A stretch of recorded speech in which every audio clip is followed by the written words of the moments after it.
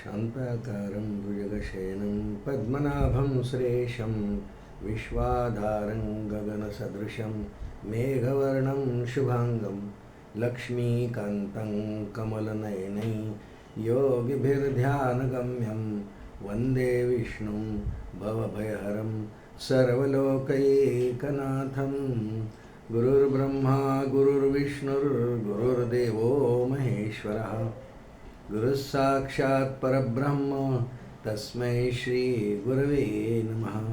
वसुदेवसुतं देवं कंसचाणूरमर्दनं देवकी परमानन्दं कृष्णं वन्दे जगद्गुरुं।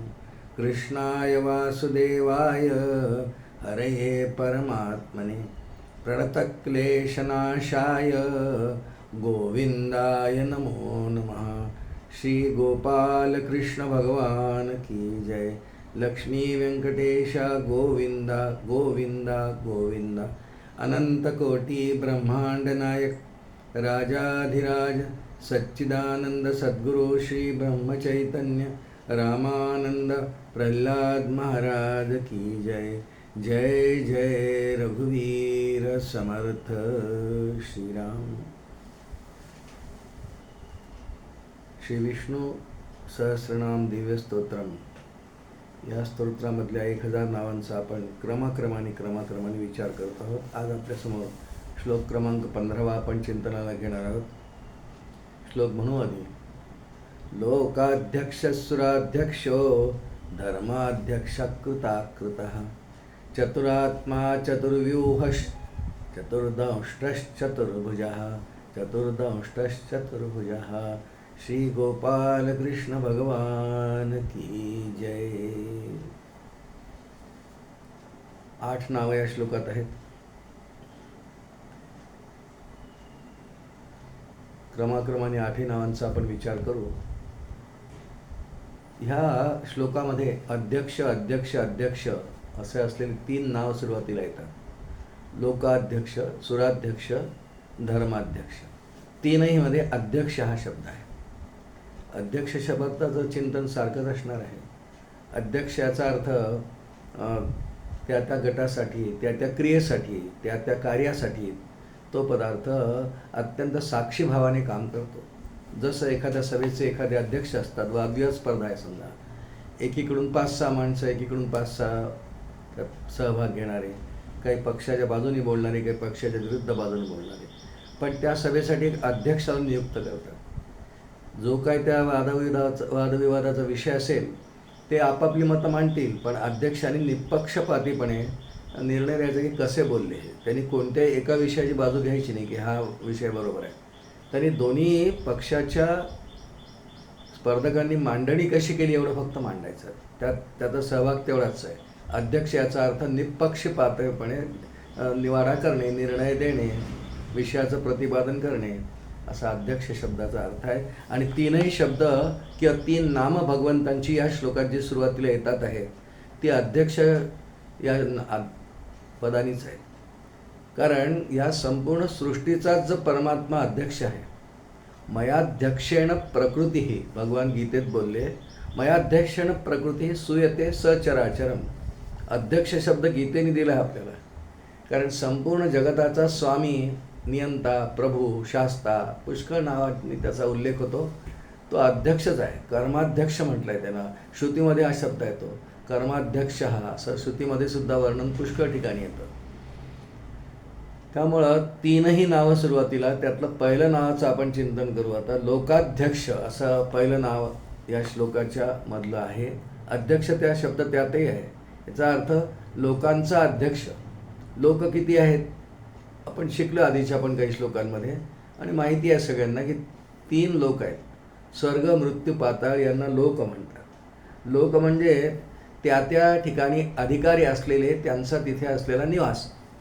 जसा हा स्वर्ग, मृत्यू, पाताळ, मृत्यू लोक जो आहे, इथे कोण अधिकारी आहेत की ज्यांच्या पूर्वजन्मातल्या कर्मांप्रमाणे ज्यांना मनुष्य योनी मिळाली किंवा अन्य जीवयोनी मिळाल्या, आणि जे या मृत्यू लोकात त्यांचा निवास आहे।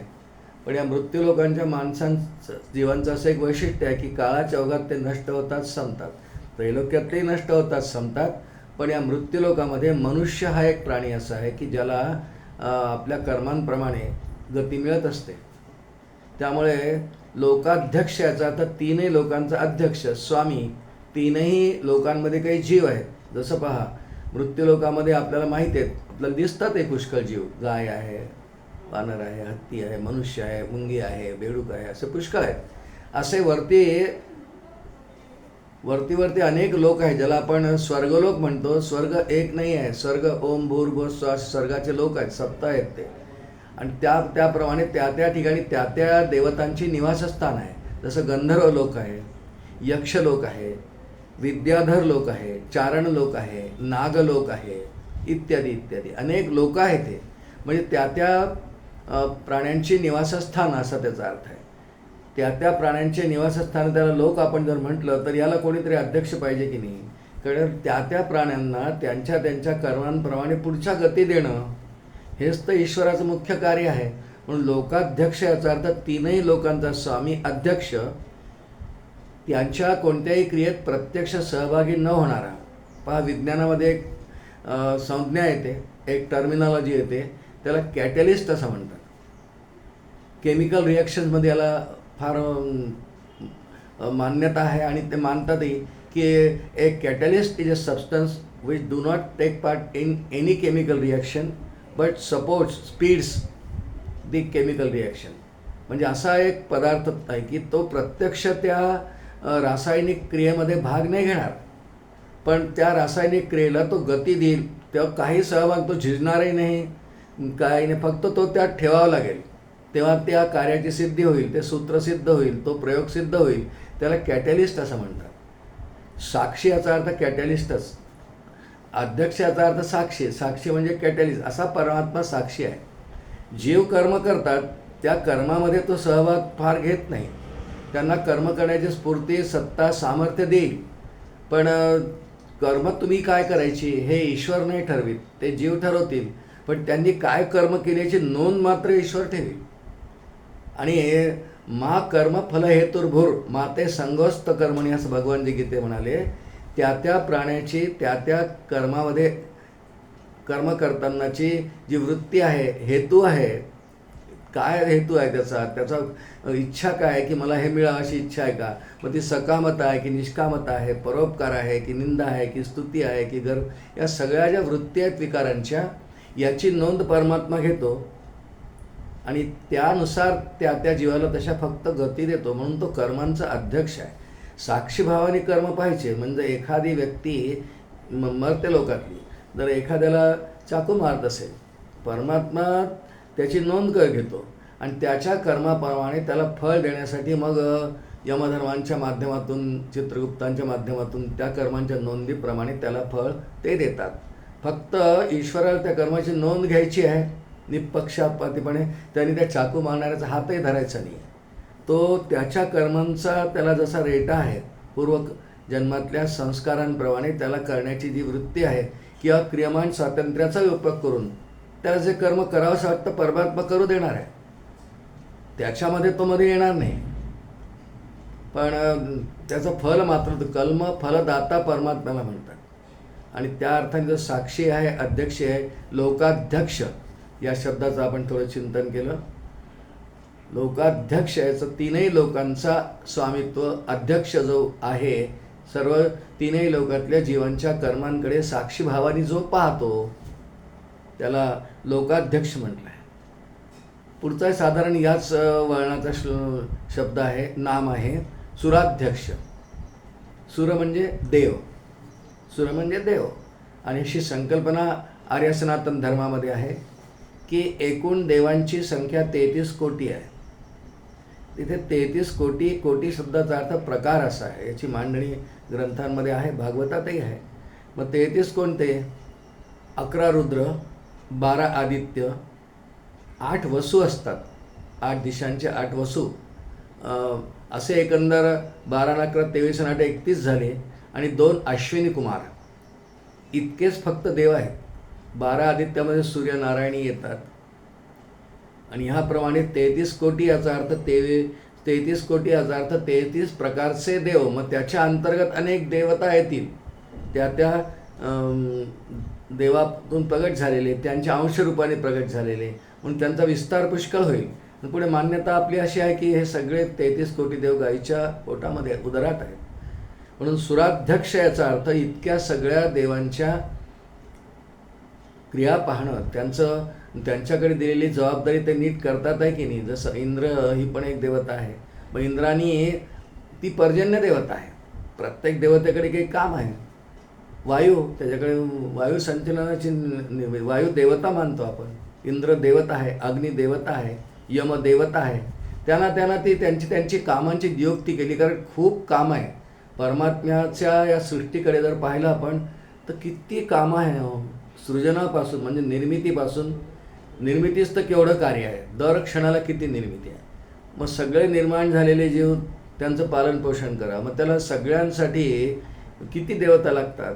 म्हणून तशा देवतांना मानले. मग त्यांना काही जबाबदाऱ्या दिल्या आहेत. कोणी पर्जन्याची, कोणी वायूची, कोणी संहाराची, अशा देवता दिल्यात.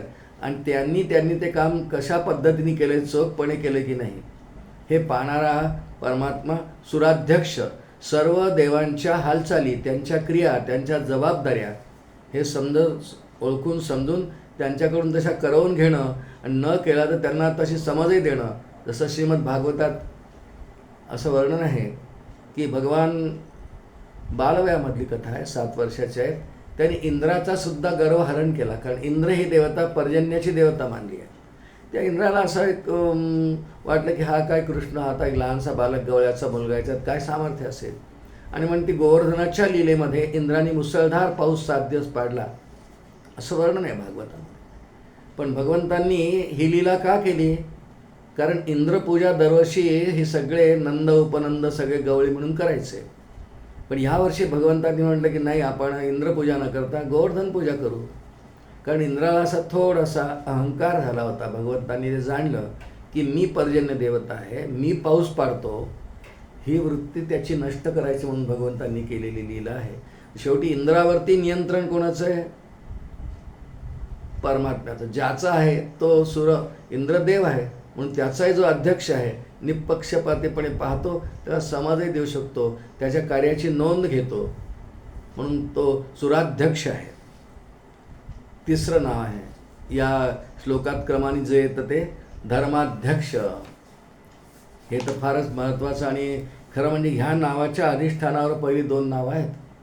कारण ही सगळं जे आहे, सगळ्या देवता, सगळे लोक, सगळ्या लोकातले सगळे जीव, सगळ्या देवता यांच्याही प्रत्येक कर्माची नोंद करणं आणि त्यानुसार त्यांच्याकडून करवून घेणं, यासाठी मुळात परमात्मा हा धर्माध्यक्ष आहे. कारण भगवंतांनी जेव्हा ही सृष्टी निर्माण केली त्याच वेळी धर्म नावाची एक सार्वभौम व्यवस्था परमात्म्याने निर्माण केलेली आहे. सार्वभौम याचा अर्थ ती प्रत्येक काळात तीच व्यवस्था आहे. त्यात असं बदल वगैरे किंवा संविधानात जसे बदल करतात मध्ये मध्ये, तसं नाही. एकदा जी आर्य सनातन धर्माची संहिता, त्याला कोड ऑफ कंडक्ट म्हणतात इंग्रजीमध्ये, ती बनवली, त्याचं पुस्तक तयार आहे. आणि परमात्म्याने हे सर्वांच्या कल्याणाचा विचार लक्षात घेऊन तयार केलेली आहे. आणि ती अगदी सृष्टी निर्मिती झाली त्याच क्षणाला भगवंतांनी ही धर्माची व्यवस्था, सार्वभौम व्यवस्था निर्माण केली. म्हणून खरं म्हणजे भगवंताचं एक नाव धर्म असंही आहे. पण इथं धर्माध्यक्षाचा विचार करू आपण. त्यांनी इतकी सुंदर ही व्यवस्था निर्माण केली. बरं, असं नाही की सृष्टी आज निर्माण केली आणि बघ काही काळ जाऊ द्या नंतर धर्माची व्यवस्था निर्माण करू, असं नाही. मधल्या काळातले सगळे प्राणी परस्परांशी कसे वागतील, कारण धर्माची व्याख्या अनेक ग्रंथांमध्ये अनेक प्रकारे येते. ते महाभारतात थोडीशी वेगळी येते.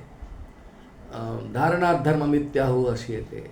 श्री विष्णू सहस्रनामाच्या सुरुवातीच्या श्लोकांमध्ये जेव्हा युधिष्ठिरांनी प्रश्न विचारला की को धर्म सर्व धर्माणाम अतः परमतः, काय कोणता धर्म सर्वश्रेष्ठ आहे, त्याच्या उत्तरात भीष्माचार्यांनी सांगितलंय आचार प्रभो धर्म. बस, धर्म म्हणजे आचार, म्हणजे आचरण. प्रत्यक्ष एखादं कार्य करणं, ते कशा पद्धतीने करावं, कसं करावं, कसं केल्याने धर्माचं आचरण होईल, त्याला धर्म कशाला म्हणतात, अधर्म कशाला म्हणतात, त्याची खूप मोठी व्याप्ती अनेक ग्रंथांत त्याची चर्चा आहे ते. आणि हा सगळा निर्माण करण्यासाठी कोड ऑफ कंडक्ट भगवंतांनी जिथं लिहून ठेवलं आहे, हे सगळं जिथे लिहिलं आहे त्यांना वेदराशी म्हणतात. वेद भगवंतांची निश्वासित आहेत, त्यांचीच निर्मिती आहे, अपौरुषेय आहेत. पण हे वेदांमध्येच लिहिलेलं सगळं धर्माचं विधान आहे. म्हणजे धर्म हा नेहमी धर्मरूप अधर्मरूप, अधर्म हा धर्मच आहे. धर्म याचा अर्थ आचरण. अधर्मसुद्धा एखाद्याने व्यक्ती केला तर ती कृतीच आहे, ते आचरणच आहे. म्हणून अधर्मही हा खरा म्हणजे धर्मच आहे. धर्म शब्दात अधर्म अंतर्भूतच आहे. आणि हा सगळा भगवंतांनी स्वतः निर्माण केला एकाच वेळी. की आता सृष्टी निर्माण झाली, त्यात अनेक जीव निर्माण झाले. रामदास स्वामींनी दासबोधात वर्णन केलं आहे, 4 खाणी 4 वाणी 84 लक्ष जीवयोनी निर्माण केले लोक 3 तया नाव देव श्रीराम. अध्यक्ष या अनुषंगाने आपण याचा विचार करूया.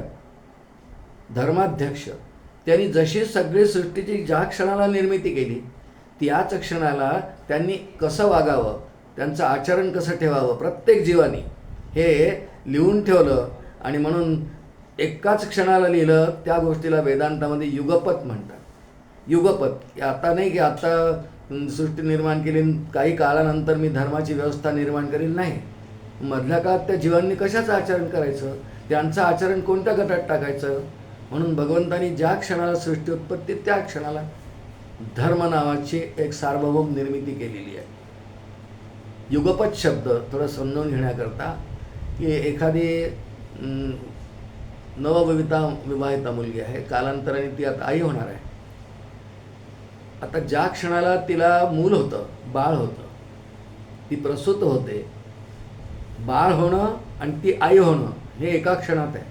एका क्षणात म्हणजे एकाच क्षणात, एकाच वेळी त्याला म्हणतात. मग असं नाही की आता तिला मूल झालं मग तिला आई आपण 2 वर्षांनी म्हणू, नाही.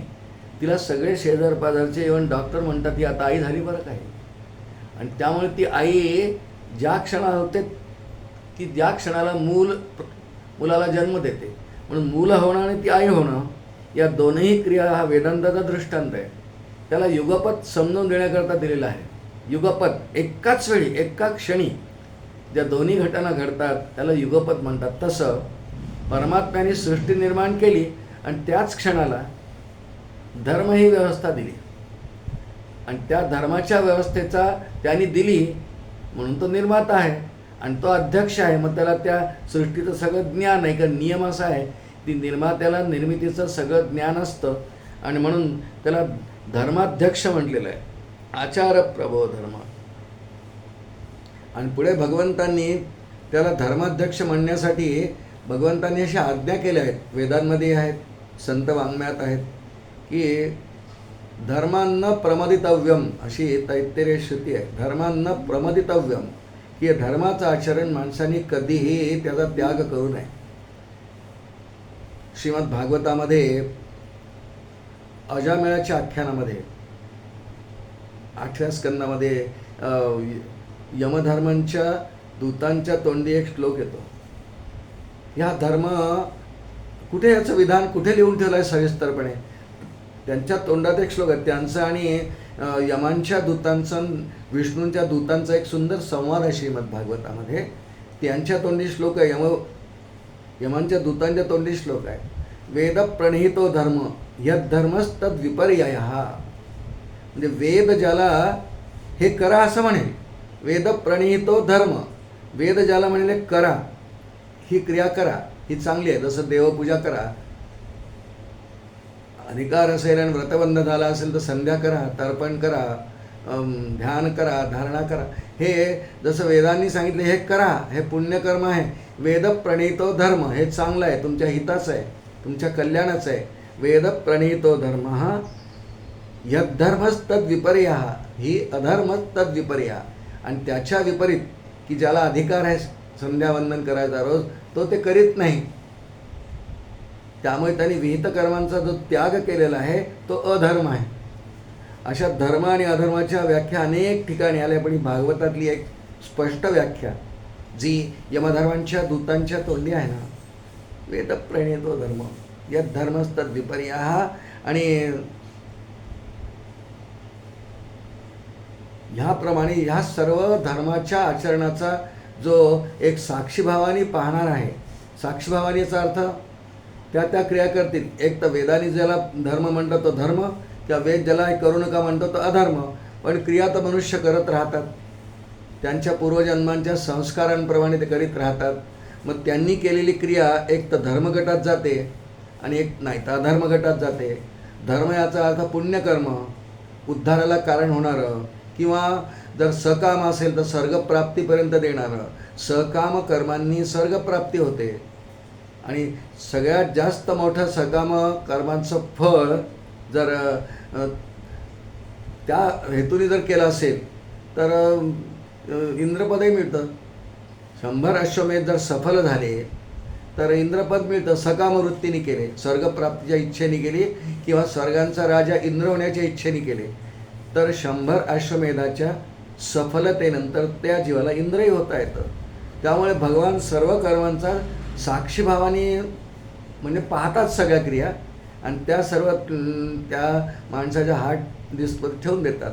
यथासमय त्या कर्मांना तशी फळं देतात.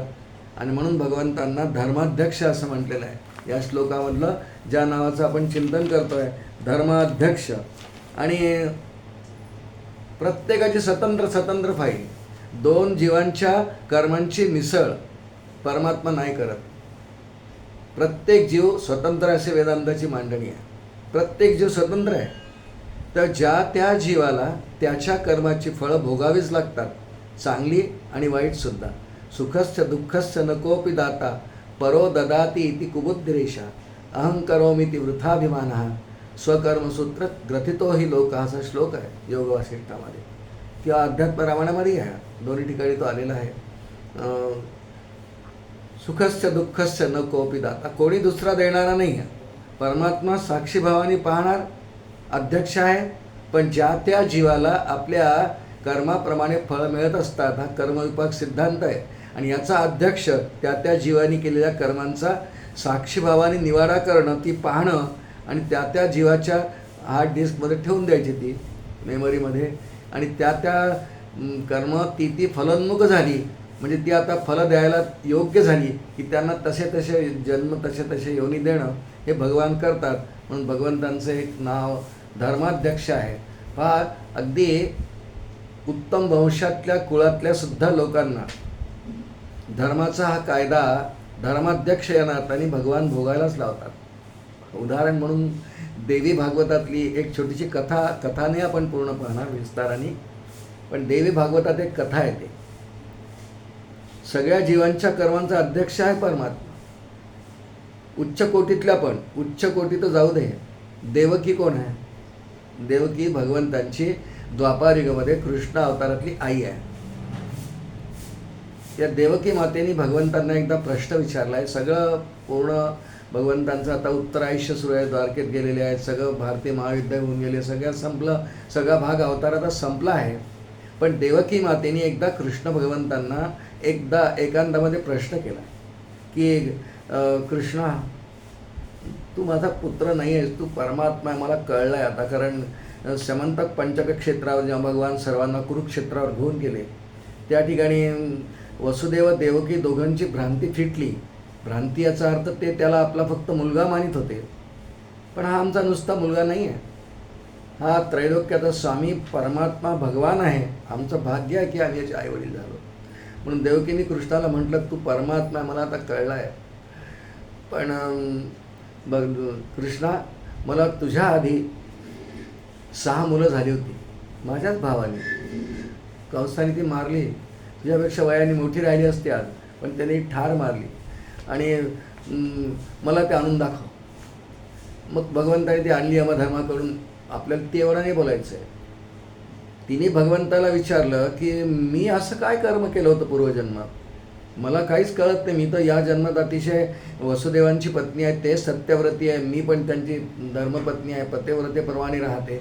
मग मला माझी 6 जन्माला आलेली मुलं ही मारल्या जावी हे कर्म का भोगावं लागलं? तर भगवंतांनी देवकी मातेच्या डोळ्यावर हात ठेवला आणि सांगितलं, आई, तुझ्या या जन्मातल्या कर्मांचं हे फळ नाही आहे. तू या जन्मात तर खूप छान तुझा सदाचार आहे, सत्य वचनी आहे, धर्माचं सगळं आचरण आहे, पण तिला भगवंताने असा एक जन्म दाखवला की ती एका राजाची पत्नी होती. तिची तेव्हा बहुपत्नी असायच्या राजांना. त्या राजाला अनेक पत्नी होत्या. तिच्या एका सवतीला म्हणजे दुसऱ्या राणीला बाळं व्हायची. 6 बाळं झालेली हिला होत नव्हतं मूल, म्हणून हिने अत्यंत द्वेषाने, कपटाने, मत्सराने ती मुलं जन्मल्याबरोबर ठार मारली. 6 बाळं. आपल्या सवतीची 6 बाळं मारली. भगवंतांनी तिला दाखवलं डोळ्यावर हात ठेवून. मग तिच्या डोळ्यात पाणी आलं की देवा, तू खरंच धर्माध्यक्ष कर्माध्यक्ष आहेस रे. माझ्या तेव्हाच्या जन्मातलं कर्माचं फळ तू मला या जन्मात माझी 6 बाळं मारायची व्यवस्था केली. धर्माध्यक्ष. इकडे काही नाही. कर्माध्यक्ष तोच, धर्माध्यक्ष तोच, सुराध्यक्ष तोच, लोकाध्यक्ष तोच. जे ज्या क्रिया भगवान या सगळे जीव करतात त्या सर्व क्रियांचा साक्षीभावाने बघणारा परमात्मा असल्यामुळे त्याचं नाव धर्माध्यक्ष याचा आपण विचार केला. 4थ्या क्रमांकाचं नाव या श्लोकातलं आहे कृताकृतः. कृत अकृत असे 2 शब्द तिथे आहेत. कृत याचा अर्थ घडणारं, होणारं. कार्याला कृतरूप म्हणतात आणि कारणाला अकृत म्हणतात. कारणाला अकृत म्हणतात. ही संस्कृत भाषेची मांडणी आहे. अकृत म्हणजे कारण आणि कृत म्हणजे कार्य. जसं हे सगळं जग, विश्वनिर्मिती हे ईश्वराचं कार्य आहे. म्हणजे माया करते ती, पण ईश्वराचं कार्य आहे. आणि ईश्वर जो आहे तो अकृत आहे आणि सगळं झालेली सृष्टी निर्मिती हे कृत आहे, कार्यरूप आहे. आणि कारणाशिवाय कधीही कार्य होत नाही.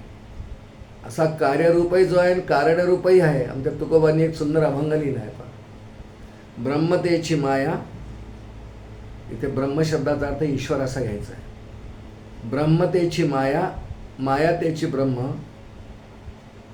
वृक्ष आणि छाया जयापरी. किती छान दृष्टांत देतात तुकोबा. वृक्ष, झाडाची सावली पडते उन्हामुळे. ती सावली आणि वृक्ष भिन्न आहे का? नाही. जर वृक्ष नसेल तर सावली पडेल का? नाही पडणार. नुसती सावली आहे, मूळ वस्तूच नाही, असं कधी होणार आहे का? त्याप्रमाणे अकृत असल्याशिवाय कृत नाही आहे. म्हणजे कारणाशिवाय कार्य घडत नाही. ईश्वराच्या मनामध्ये विचाराला एकोम बहुश्याम प्रजा यांनी पृथ्वी सृष्टी निर्माण झाली, तो अकृत आहे. आणि हे कृत म्हणजे कार्य, सगळे सृष्टीची निर्मिती. चारी वाणी चारी खाणी, मगाशी ओवी म्हटल्याप्रमाणे ही सगळी भगवंतांची निर्मिती आहे. म्हणून भगवंतांचं एक नाव निर्माता, निर्मिती अनुषंगाने ते निर्माता आहे. ती सृष्टी, सगळी विश्व, सगळं विश्व ही भगवंतांची निर्मिती आहे. आणि म्हणून त्यांना कृताकृत या ठिकाणी नाव आहे. 5वं नाव या श्लोकातलं आहे चतुरात्मा. हे अनेक अंगांनी आहे. कारण आपल्याला माहिती आहे की मूळ परमात्मा निर्गुण निराकार, नंतर ईश्वर. आणि ईश्वर म्हणजे सगळं व्यक्त झालेलं, सगळी सृष्टी आहे ईश्वराची निर्मिती आहे. पण जेव्हा जेव्हा प्रगट काही होण्याची वेळ येते, म्हणजे सृजनाची वेळ येते, सृष्टीच्या निर्मितीची वेळ येते, तेव्हा भगवान प्रत्येक वेळा 4 प्रकारांनी प्रगट होतो. म्हणून त्याला चतुरात्मा म्हटले. जसं जीवांची उत्पत्ती, खूप जीव निर्माण होतात. यांची प्राधान्याने मांडणी शास्त्राने 4च गटात केली आहे. अंडज, स्वेदज, जारज, उद्भिज. इतका विस्ताराने काय आपण विषय पाहणार नाही. पण अंड्यातून जे निर्माण होतात ते अंडज आहे. काही घामातून निर्माण होतात, जसं सोंडे आहेत, नंतर अजून पूर्वी उवा, असे काही ते घामातूनच. स्वेदज, स्वेद म्हणजे घाम, स्वेदज घामातून निर्माण होणारे. अंडज अंड्यातून निर्माण होतात. जसे चिमणी आहे, कावळा आहे, गरुड आहे, पक्षी सगळे अंडी घालतात, सर्पही अंडी घालतो, ते अंडज आहे. स्वेदज. जरायुज, जरायुज मनुष्य प्राणी जरायुज आहे. आपण जरा म्हणजे वेष्टन.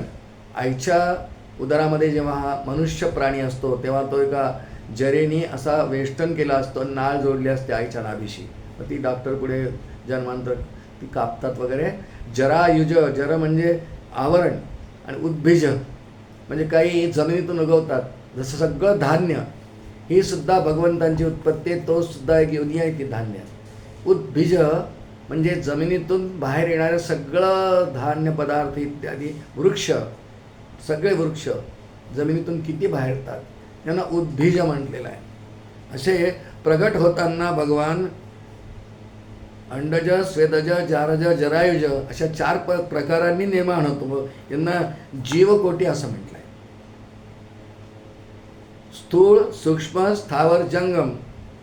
काही स्थूळ पदार्थ निर्माण होतात, काही सूक्ष्म, जसं मन, बुद्धी, चित्त, अहंकार हा सूक्ष्म देह आहे.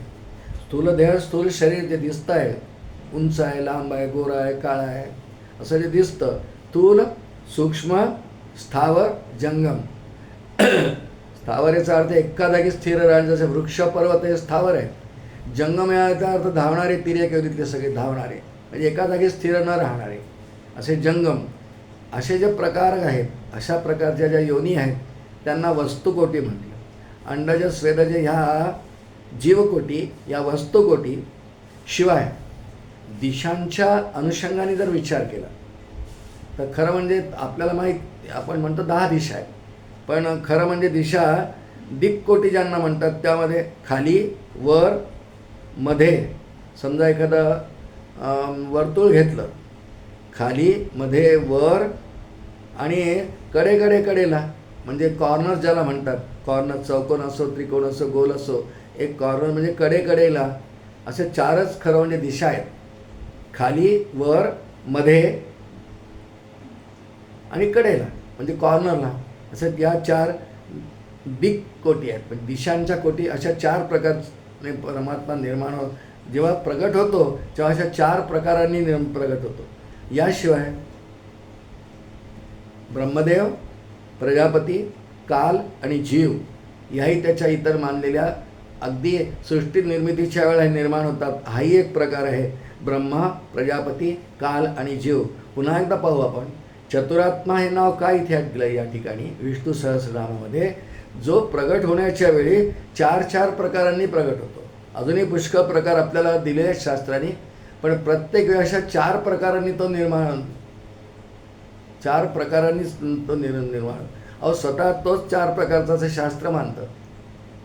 श्री दासबोधामध्ये 4 देव निरूपण आहे. देवाचे 4 टप्पे आहेत. निर्गुण निराकार, सगुण निराकार, सगुण साकार आणि मूर्ती म्हणजे प्रतिमा देव. असे 4 देवाचे तो ज्या वेळी प्रगट होतो 4 प्रकारांनीच प्रगट होत असतो. म्हणून त्याला चतुरात्मा नाव आहे. त्यात जीवकोटी, वस्तुकोटी, दिक्कोटी अशा आपण प्रकार पाहिले. अनेक इतरही खूप प्रकार आहेत, पण प्रगट होण्याच्या वेळी जो 4 प्रकारांनी प्रगट होतो म्हणून त्याचं नाव चतुरात्मा असं आहे. 6वं नाव या श्लोकातलं आहे चतुर्व्यूह. चतुर्व्यूह असं नाव आहे. व्यूह याचा अर्थ रचना, विशेष रचना. आपण हा शब्द महाभारतात खूपदा ऐकला आहे की महाभारताच्या युद्धामध्ये पूर्ण कथा विस्ताराने आपल्याला पाहिजे नाही, पण नाव आपण ऐकलं आहे महाभारतामध्ये. अर्जुन नाही आहे. अर्जुन आणि कृष्ण जरा दुसऱ्या कामगिरीवर गेले आहेत आणि अशी काही रचना भीष्माचार्यांनी केली चक्रव्यूह की ते भेदन करण्याची क्षमता फक्त अभिमन्यूमध्ये आहे. तो आत जाऊन शिरू शकतो, शत्रूंचा संहार करू शकतो, पण बाहेर येणं त्याला माहिती नाही, म्हणून त्याचा अंत झाला पुढे. आपल्याला ती कथा नाही पाहिजे. पण चक्रव्यूह याचा अर्थ विशेष रचना. महाभारताच्या या प्रसंगाच्या अनुषंगाने सैन्याची विशेष रचना असा अर्थ घेऊ. पण आपल्याला परमात्म्याविषयी चतुर्व्यूह नाव घ्यायचं आहे. त्याची जी अनेक नावं आहेत, वासुदेवापासून परमात्मा, संकर्षणापासून जीवात्मा, प्रद्युम्नापासून मन आणि अनिरुद्धापासून अहंकार. त्याची मूळ मुख्य नावं वासुदेव, संकर्षण, प्रद्युम्न, अनिरुद्ध ही आहेत. त्यांच्यापासून परमात्मा, जीवात्मा, मन आणि अहंकार याची निर्मिती ही एक मांडणी आहे. किंवा अजून एक मांडणी आहे ही आचार्यांनी भाष्यात दिली आहे. वासुदेवापासून केशव, नारायण, माधव ही संधेतली नावं आहेत. वासुदेवापासून केशव, नारायण, माधव, संकर्षणापासून गोविंद, विष्णू, मधुसूदन, प्रद्युम्नापासून त्रिविक्रम, वामन, श्रीधर आणि अनिरुद्धापासून ऋषिकेश, पद्मनाभ, दामोदर ही एक मांडणी आहे. आणि भगवत रूपाच्या या चक्रवाच्या 12 उपव्यूह जे आहेत असे जे आहेत, हे आत्ता जी 12 नावं आपण ऐकली केशव, नारायण, माधव, वासुदेवापासून, गोविंद, विष्णू, मधुसूदन, संकर्षणापासून, त्रिविक्रम, वामन, श्रीधर, प्रद्युम्नापासून आणि ऋषिकेश, पद्मनाभ, दामोदर, अनिरुद्धापासून ही 12 महिन्यांच्या अधिष्ठात्री देवतांची नावं आहेत. अशी एक मांडणी आहे. ही विशेष मांडणी आहे, रचना आहे की 12 महिन्यांची एक, प्रत्येक महिन्याची एक देवता असते, अधिष्ठात्री देवता. त्या देवतेचं तिथे महात्म्य असतं आणि प्राधान्याने त्या देवतेच्या त्या रूपाचं पूजन त्या महिन्यात करायचं असते, पंचांगशास्त्रामध्ये दिलेलं असतं. अशी 12 नावं निर्माण ज्यापासून झाली, ही पण एक मांडणी आहे.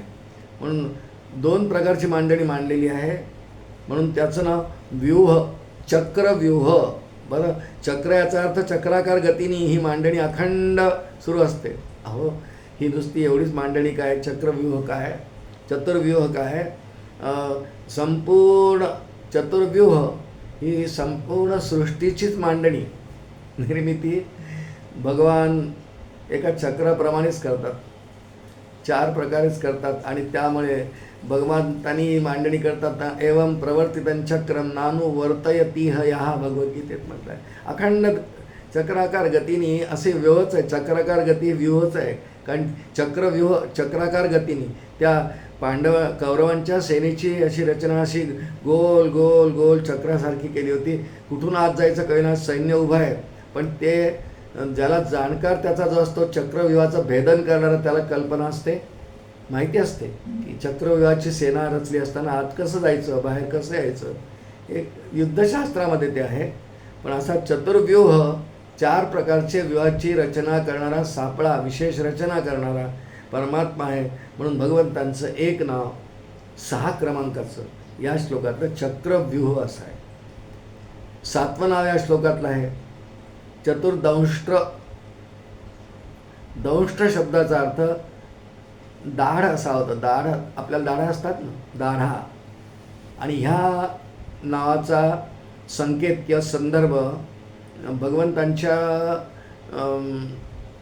नरसिंह अवतार अशी आहे. कथा आपल्याला माहिती आहे. भगवंतांनी हिरण्यकश्यपू जेव्हा आपल्या प्रियपुत्राचा प्रल्हादाचा छळ करायला लागला, कारण प्रल्हाद भगवंतांचा भक्त आहे बालपणापासून, आईच्या गर्भात असल्यापासून, कायाधूच्या पोटात असल्यापासून. आणि त्याचं रक्षण करण्याकरता त्याचे पिताश्री त्याला छळतात आहे, ठार मारण्याचे अनेक प्रयोग केले. मग विस्ताराने ती कथा भागवताच्या 7व्या स्कंधात येते.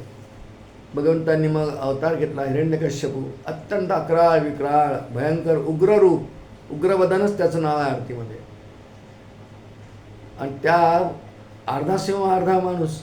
सिंहाच्या अवतारात जेव्हा त्यांनी अवतार घेतला, सिंहाला 4 दाढा असतात असं विज्ञानी सांगतं.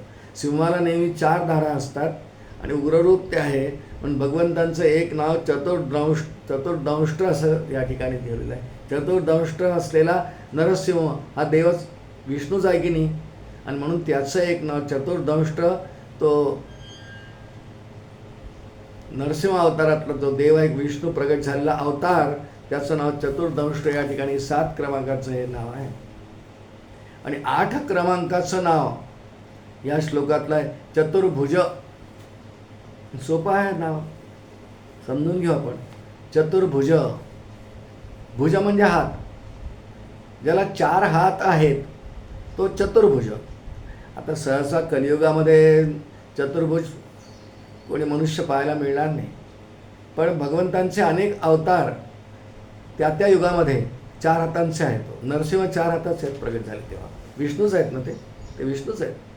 भगवान श्रीकृष्णसुद्धा कृष्ण अवतारामध्ये जन्माला आले तेव्हा चतुर्भुज नाही आहे, पण त्यांनी वसुदेव आणि देवकींना कारागृहात जन्म घेण्यापूर्वी, अवतार घेण्यापूर्वी जे रूप दाखवलं आपलं, मी हा आहे मुळामध्ये. मुळात परमात्मा ईश्वर हा चतुर्भुजच आहे. शांताकारम भुजगशयनम पद्मनाभम सुरेशम इथे आपण वर्णन करतो ना, तो चतुर्भुजच आहे, 4 हातांचा चतुर्भुज. आणि त्यामुळे कृष्णावतारात तो जन्माला आला तेव्हा 4 हातांचा नाही आहे, पण असं वर्णन आहे महाभारतामध्ये आणि भागवतामध्ये की तो कधी कधी चतुर्भुज होऊन भक्तांना त्यांनी दर्शनं दिली आहेत. चतुर्भुज आहे तो. राजसूय यज्ञाच्या वेळी, शिशुपालाच्या वधाच्या वेळी चतुर्भुज आहे तो. कौरव पांडवांचं युद्ध झालं, 18 दिवस चाललं. त्या युद्धकाळात तो सारथ्य कर्म करत असताना रथाचा सारथी झाला ना. अर्जुनाने मागणीच केली, तू हवा आहे, सैन्य नको आहे. सारथी झाला तो. पूर्ण 18 दिवस युद्धामध्ये चतुर्भुज आहे. त्यांनी अक्रूरांना दर्शन दिलं यमुनेमध्ये, भगवान चतुर्भुज आहेत. असं अनेकदा ते चतुर्भुज आहेत, कारण ते ईश्वर आहेत. त्यांना कोणताही अवतार असो, भगवंतांना अवतारात कधीही क्रीडा करताना, लीला करताना त्याला दरवेळा माहीत आहे की मी ईश्वर आहे, आणि ईश्वर हा चतुर्भुजच आहे. आपल्या इथे श्रीमद भागवतामध्ये ध्रुवाची कथा येते, 4थ्या स्कंदामध्ये. ध्रुवाला भगवंतांनी दर्शन दिलं प्रसन्न होऊन. त्याच्या 5 महिन्याच्या तपश्चर्येनंतर भगवान चतुर्भुज प्रगट झाले. म्हणजे भगवान कधी कधी कधी अवताराच्या गरजेप्रमाणे भक्ताला तसं दर्शन देण्यासाठी की मी ईश्वर आहे, मी परमात्मा आहे, म्हणून चतुर्भुज स्वरूपात साक्षात्कार देतात. आणि मुख्य म्हणजे मग 4 हात त्याला कशासाठी आहेत हाही प्रश्न येतो ना. त्याचे उत्तर आहे सगळ्या ग्रंथांमध्ये की भगवान 4 हात धारण का करतो. कारण भगवंतांची मुख्य आयुध 4च आहेत. आयुध, शस्त्राला आयुध म्हणतात, आणि शस्त्र नसलेल्या काही वस्तूंना आयुधच म्हणतात. की ज्याच्यावर भगवंतांचं अत्यंत प्रेम आहे. आणि इथपर्यंत वर्णन आहे की अवतारामध्ये भगवान कधी कधी आपली जी आयुध आहेत त्या आयुधांना बोलावतात आणि सांगतात की तुम्हाला पण माझ्या बरोबर अवतारात मला मदत करायला यायचं आहे.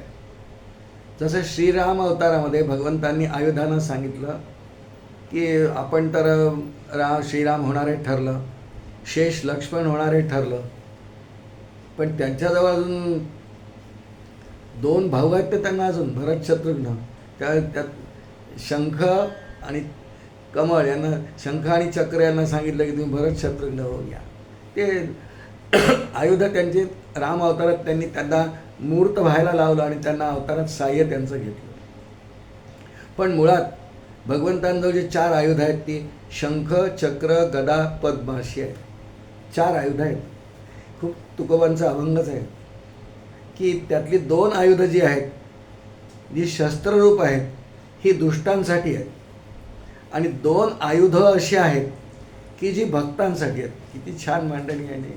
2 भक्तांसाठी आहे. बघा, दुष्टांसाठी कोणती आहेत? परित्राणाय साधूनां विनाशायच दुष्कृतां. जेव्हा गरज पडते तेव्हा भगवान त्या शस्त्रांचा, त्या आयुधात जी शस्त्र आहेत, शस्त्र 2 आहेत, चक्र आणि गदा ही शस्त्र आहेत, पण कमळ आणि शंख हे काही शस्त्र नाही आहेत, ती भक्तांसाठी आहेत. शस्त्र दुष्टांसाठी. तसं बघा, कृष्ण अवतारामध्ये भगवंतांनी राजसूय यज्ञाचा प्रसंग आहे पांडवांच्या. राजसूय यज्ञ पांडवांनी केला. मग पुढे महाभारताची कथा नंतर घडली. पण राजसूय यज्ञाच्या वेळी भगवंत जेव्हा प्रगट झाले, भगवंतांनी मग शिशुपालाला अभय दिलं होतं वगैरे वगैरे. त्याला 100 अपराध सहन करण्याचे असं त्याच्या आईला वचन दिलं होतं. आणि 100वा अपराध जेव्हा शिशुपालाचा झाला, त्यांनी खूप दूषण तो भगवंतांना बोलला, खूप वाईट बोलला. गवळ्याच्या मुला असा आहे, काही तुला पराक्रम नाही, काही नाही, याला कशाला इथे अग्रपूजेचा मान दिला, खूप काही दूषणं बोलला. भगवान मोजत होते. आणि जेव्हा त्याच्या मुखातून 100वा अपशब्द आला, दूषण भगवंताविषयी निघालं, निंदा आली भगवंतांची, भगवंत उभे राहिले आणि सुदर्शन चक्राचं स्मरण केलं. ते त्यांचं आयुध आहे, त्यांच्या मूळ स्वरूपात ते अखंड आहे, स्मर्तृगामी आहे. फक्त स्मरण केलं असं वर्णन आहे. अखंड काही चक्र धारण ते करीत नाही. उभे राहिले, चतुर्भुज झाले, आणि शिशुपाल त्या सभेत दूषण देत होता. सगळी सभा भरली आहे. भर सभेमध्ये भगवंतांनी सुदर्शन चक्र त्याच्या मागे लावलं, त्याच्या दिशेनेच फेकलं. आणि शिशुपालाचा भर सभेमध्ये राजसूय यज्ञ परिसमाप्त होत असताना अंत झाला आहे. दुष्टांसाठी चक्र आहे, गदासुद्धा दुष्टांसाठी आहे. मग पुढे दंतवक्राला कळलं की शिशुपालाला असं भगवंतांनी विराट रूप धारण करून चक्राने त्याचा नाश केला. तो आक्रमण करून आला आणि मैदानावर त्याच्याशी युद्ध झालं बाहेर तिथेच. आणि भगवंतांनी दंतवक्राचा वध गदेने केला आहे. आणि ती गदा चतुर्भुजांपैकी आहे. भगवंतांच्या गदेचं नाव विष्णू असो, कृष्ण विष्णूच आहे, कृष्णस्तु भगवान स्वयं असं व्यासांनी म्हटलं आहे. त्यामुळे कौमुदी नावाची गदा भगवंतांजवळ आहे. त्या कौमुदी गदेने भगवंतांनी दंतवक्राचा वध केला आहे. म्हणजे राजसूय यज्ञाच्या वेळी भगवंतांचे दोन्ही पार्षद जे जय विजय आहेत बरं का, आहे त्यांचा उद्धार करण्याकरता भगवान आले. आणि चतुर्भुज भगवान होऊन त्यांच्या 2 आयुध जी दुष्टांसाठीच आहेत, त्यांचा नाश करण्याकरता आहेत. त्यांचा भगवंतांनी राजसूय यज्ञाच्या वेळी नाश केला. म्हणून चक्र आणि गदा हे दुष्टांच्या नाशासाठी, विनाशायच दुष्कृताम, अशी ही 2 आयुध आहेत. चतुर्भुज आहेत ना.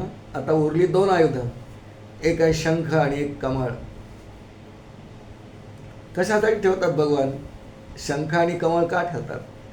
ते अनेक भक्तांच्या चरित्रात त्याचा उल्लेख येतो. श्रीमद भागवतात 4थ्या स्कंदामध्ये असं वर्णन आहे की ध्रुवाची तपश्चर्या पूर्ण झाली, भगवान आले, शंखाविषयी पवली आणि मग कमळाविषयी.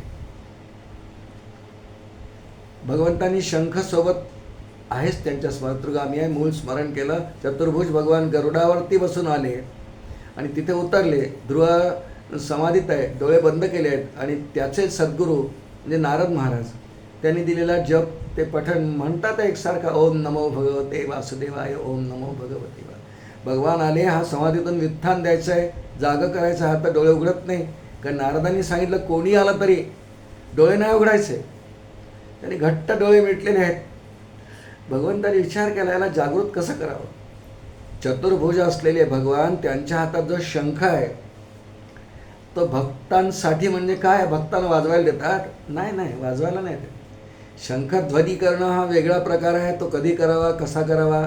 शंख करोती, त्यात शंख शब्द आहे, कल्याण करणारा असा नाद असतो, पण तो अर्थ इथे नाही आहे. शंख भगवंतांच्या हातात कशासाठी आहे? भक्तांसाठी.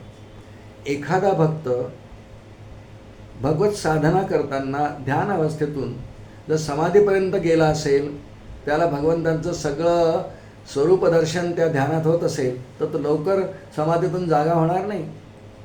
मग अशा भक्ताला त्याच्या समाधी अवस्थेमधून, ती सविकल्प समाधी आहे, निर्विकल्प नाही, कारण सविकल्प समाधीतून बाहेर आणता येतं. एकदा निर्विकल्पाचा अधिकारी झाला की तो येणारच नाही परत, तो अखंड आनंदात राहणार. पण ध्रुवाची समाधी सविकल्प मानली आहे व्यासांनी. भगवंतांनी मग आपला शंखाचा उपयोग करायचा आपण अर्थ पाहतो आहोत. चतुर्भुज परमात्मा, 2 तर आपण अर्थ दुष्टांसाठी पाहिले, पण 2 जे भक्तांसाठी, त्यापैकी शंखाची कथा किंवा शंखाचं महात्म्य, शंखाचा उपयोग भगवान त्या ध्रुवाच्या गालाला केला, असं वर्णन आहे. उजव्या गालाला केला. ध्रुव पुलकित झाला आणि समाधीतून त्याला थोडी जाग आली. समाधीमधून जाग येणं याला शास्त्रीय नाव व्युत्थान असं आहे. त्याचं व्युत्थान करण्याकरता त्याला गालाला स्पर्श केला, पुलकित झाला, डोळे उघडले, त्याला भगवंतांचं स्वरूप दिसलं. अशी पुढे कथा आहे, पुढे आशीर्वाद वगैरे दिला, पुढे कथा आहे. पण त्यासाठी शंख आहे की समाधी अवस्थेत गेलेल्या भक्ताला जागृती देण्यासाठी भगवान त्याच्या गालाला, उजव्या गालाला शंखाचा स्पर्श करतात आणि त्याला जाग करतात, दर्शन देतात, आशीर्वाद देतात वगैरे वगैरे. मग आता राहिलं कमळ. मुळात 4 हात भगवंताला आहेत. 4 हात आणि कमळ याचा काय उपयोग आहे? माऊलींनी याचं सुंदर वर्णन केलं, एकाच ओवीत केलंय. तया पाहावा हे डोळे. भक्ताला त्याच्या भक्ती अवस्थेत किंवा साधना अवस्थेत, उपासना अवस्थेत ध्यान करताना मला पाहावं खूप आवडतं. अगदी तल्लीन झालेला, अनन्य भावाने मला शरण आलेला, दुसरा भाव नाही, कोणताही प्रपंचाचा भाव नाही, जगताचा भाव नाही, फक्त मी आणि तो, मी आणि तो. त्याला माझ्याविषयी अन्य पदार्थाचं भानच नाही. जगताचे भान संपलेलं आहे, समाधीच्या जवळ गेलं आहे. आणि त्यामुळे अशा भक्ताला मला पाहावंसं वाटतं. माऊलीने सुंदर ओव्या लिहिल्या पहा, 12व्या अध्यायात आहेत. तया पाहावा हे डोळे, म्हणून अचक्षुषी माझं डोळे. अस्तिक परमात्मा कसा आहे, निर्गुण निराकार परमात्मा, त्याला डोळे नाही आहेत ना, त्याला चक्षु कुठे आहेत. ईश्वर जो आहे त्याला तो सगुण निराकार आहे, त्याला आकार नाही. आणि डोळे रूपाचं वर्णन आहे, आकाराचं वर्णन आहे. रूप म्हणजे आकार असा अर्थ आहे. त्याला रूप आकार नाही, निराकार आहे, ईश्वरालाही नाही. आणि म्हणून त्यांनी जर का अचक्षु म्हणतात त्याला, अचक्षु, अपाद, अपाणी असा तो आहे परमात्मा ईश्वर. मग भक्ताला पाहिल्यानंतर मात्र या ईश्वराला इच्छा होते की याला आलिंगन द्यावं. आलिंगन याचा अर्थ ऐक्यात नेणं असा अर्थ आहे. त्याला परिश्वंग म्हणतात संस्कृतमध्ये. म्हणून भगवंतांनी 4 हात का आणले ध्रुवाला दर्शन देताना, ते माऊलींनी छान वर्णन केलं आहे. तया पाहावा हे डोळे, म्हणून अचक्षुषी मध्ये डोळे. आणि मग त्याला आता हातात कमळ किंवा पुष्प कशासाठी आहे? हाती चेनी लीला कमळे पूजू तयासी.